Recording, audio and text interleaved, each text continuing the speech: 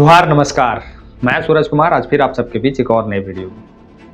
दोस्तों, अगर आपको ये जानकारी हो कि आपके घर का या हमारे घर का या किसी और घर के परिजन ड्यूटी करने के लिए बीसीसीएल में गए हैं, सीसीएल में गए हैं या फिर किसी आउटसोर्सिंग कंपनी में गए हैं, ड्यूटी करने गए हैं जिंदा, और वहाँ से वो जिंदा वापस नहीं लौटे, वहाँ से वो मृत होके लौटे, उसके बाद तमाशा लग जाए। तमाशा किस बात की? उनके परिजन, उनके लोग, उनके और भी बहुत सारे साथी बीसीसीएल के गेट पे पिछले लगभग 10-12 दिनों से धरना प्रदर्शन कर रहे हैं। वो मृत शरीर को लेके गुहार लगा रहे हैं कि हमें इंसाफ मिले, रोजगार मिले और कुछ मुआवजा मिल जाए। ये डिमांड है हमारे राज्य के आदिवासी समाज के एक परिवार की ये दर्द, ये पीड़ा जब हमें जानकारी मिली, जब हमें ये सूचना मिली, तो हम बहुत ही अजीब फील करने लगे कि मौत के बदले लोग रोजगार मांग रहे हैं, मुआवजा मांग रहे हैं। उसके बाद लोग हवाला दे रहे हैं कि आचार संहिता है। उसके बाद लोग हवाला दे रहे हैं कि हम कुछ कर नहीं सकते हैं। क्या इसी दिन के लिए आदिवासी समाज के लोगों ने लड़ के इस झारखंड को अलग किया था? ये कहानी आपको अगर हम सुनाएंगे तो आपका भी मन और रूह दोनों कांप जाएगा। और आप सोचिएगा कि अभी जिस तरह से नगर परिषद, नगर निकाय और नगर पंचायत का चुनाव चल रहा है, प्रत्याशी बहुत लंबा लंबा चौड़ा चौड़ा डींग हाँक रहे हैं, हम ये करा देंगे, हम वो करा देंगे, लेकिन इस परिवार की आवाज बनने का समय किसी प्रत्याशी पास नहीं है, ना सांसद पास है, ना विधायक पास है। पिछले 10-12 दिनों से वो बॉडी लेके पड़े हुए हैं। चलिए पूरी कहानी बताएं उससे पहले आपसे निवेदन है कि चैनल को सब्सक्राइब कर लीजिए। फेसबुक पेज पे अगर देख रहे हैं पेज को फॉलो कर लीजिए, चैनल को ज्वाइन करके हमें सपोर्ट करिए। आपका छोटा सा सहयोग हम लोग के लिए बहुत मदद करता है, तो जरूर ज्वाइन करिएगा। 119 रुपये आपको लगेगा ज्वाइन करने में। ये कहानी है धनबाद की। वहाँ बीसीसीएल में एक आदिवासी समाज के व्यक्ति ड्यूटी करते थे, बिजली घर में शायद, और वो ड्यूटी के दौरान किसी कारणवश उनकी मृत्यु हो जाती है या हत्या हो जाती है, आप कुछ भी कह सकते हैं, या एक्सीडेंट हो जाता है, कुछ भी आप कह सकते हैं। आज 12 दिन बीत चुके हैं, लगभग 12-13 दिन बीत चुके हैं, और 12-13 दिन बीतने के बाद भी वहाँ से मृत शरीर को नहीं हटाया गया है, गेट पे रखा हुआ है।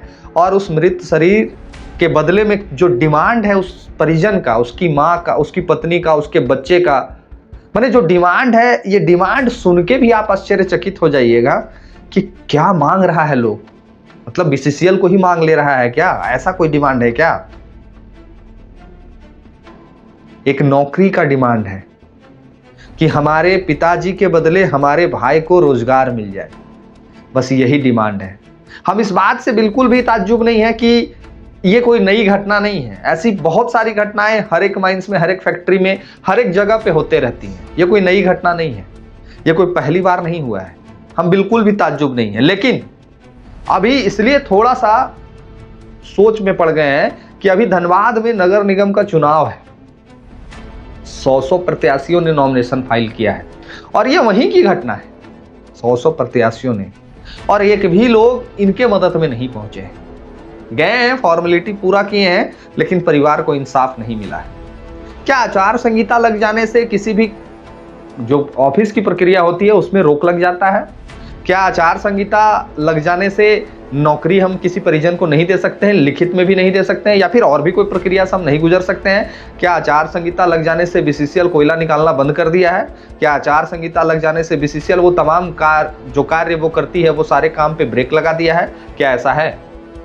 नहीं है।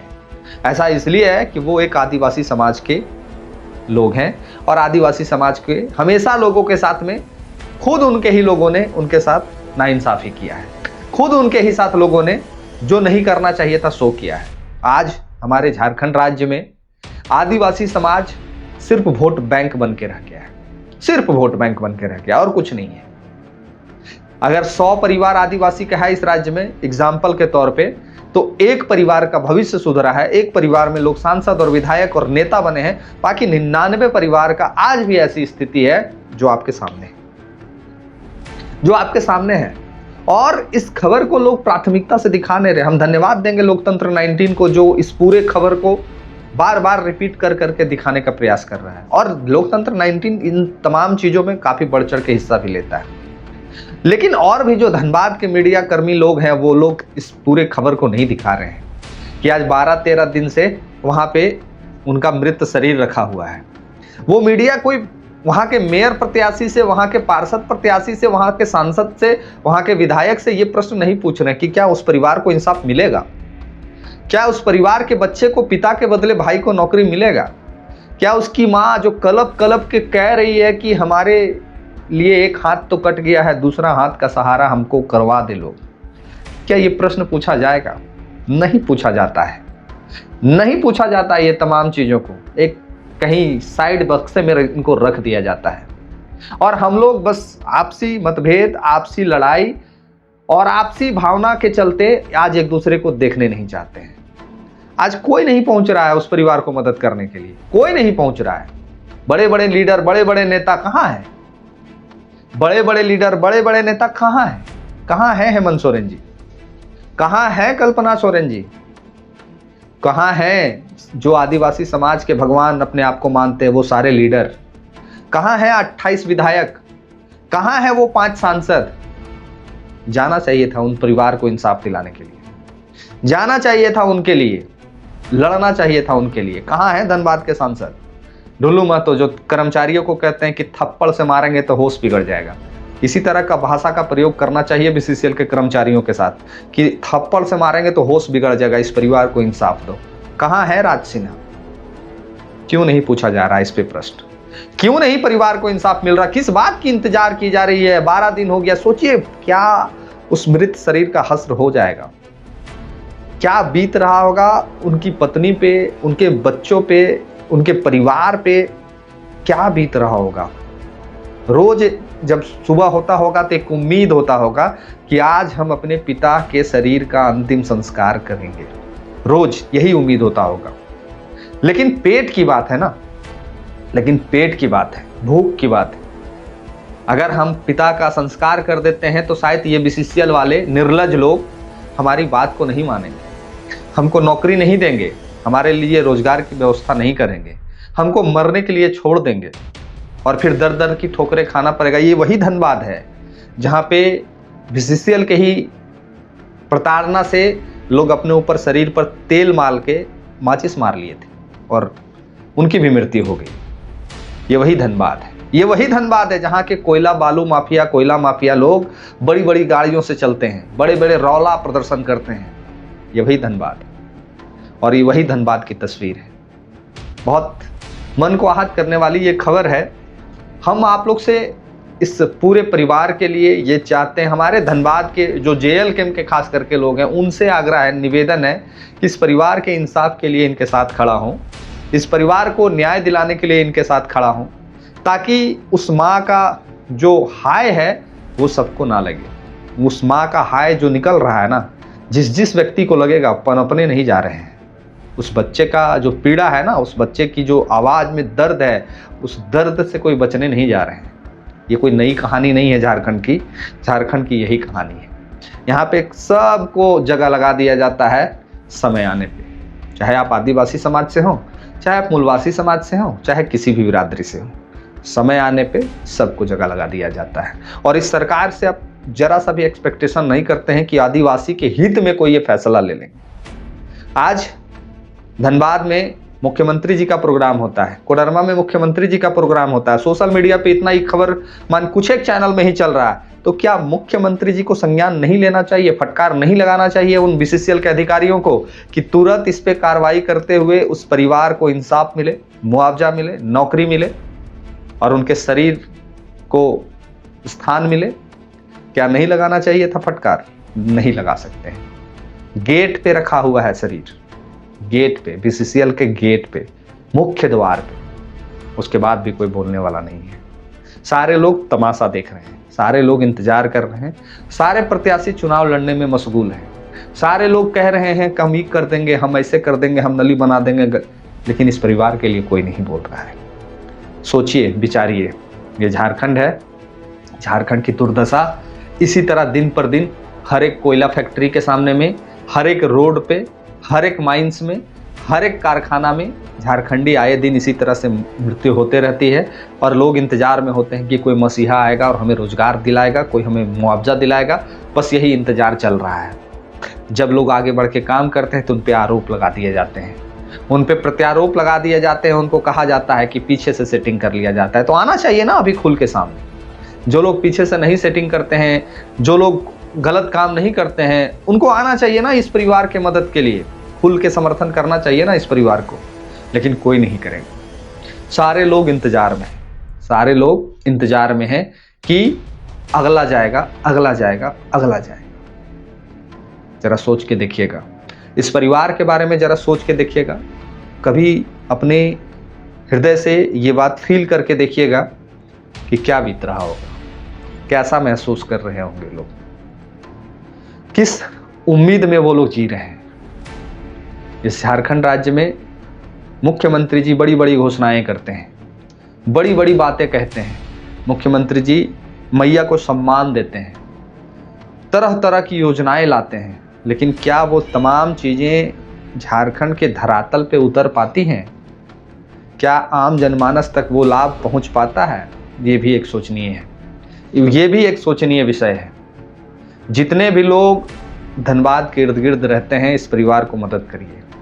आप मुझे जहाँ से देखते हैं, इस वीडियो को दूसरे तीसरे लोगों तक पहुँचाइए, ताकि उस परिवार के लिए आप आवाज़ बन सकें। आप भी लिखिए, आप भी उस परिवार के मदद के लिए आवाज़ उठाइए, ताकि एक आदिवासी का परिवार दर दर की जो 10-12 दिन से ठोकरें खा रहा है वो बंद हो जाए। इस ठंड में वो लोग वहीं पे रहते हैं। जरा सोच के देखिए, सोच के देखिए, किसी का पिता रखा हुआ है सामने में, किसी का बाप है, किसी का पति है, रखा हुआ है सामने में, मृत शरीर 12-13 दिनों से, और फिर भी इन तमाम बीसीसीएल के कर्मचारियों को लज्जा नहीं आती है। इतने निर्लज हैं ये लोग। अब आप लोग ही बताइए, आप लोग ही कहिए कि आगे क्या होना चाहिए इस झारखंड में। झारखंड किसके हवाले करना चाहिए? झारखंड में किस तरह का नेता का आप जरूरत समझते हैं? किस तरह का नेता झारखंड को चाहिए? ये आपके ऊपर हम छोड़ते हैं। बाकी आदिवासी समाज के उन तमाम बंधुओं से कहेंगे जो सूरज कुमार सिंह को भर भर के गालियां दिए थे एक समय में, जो कहते थे कि हम आदिवासी के हित में, उनके अधिकार में हक नहीं छीनने देंगे। एक परिवार का हक छीना जा रहा है। एक परिवार को आपकी ज़रूरत है।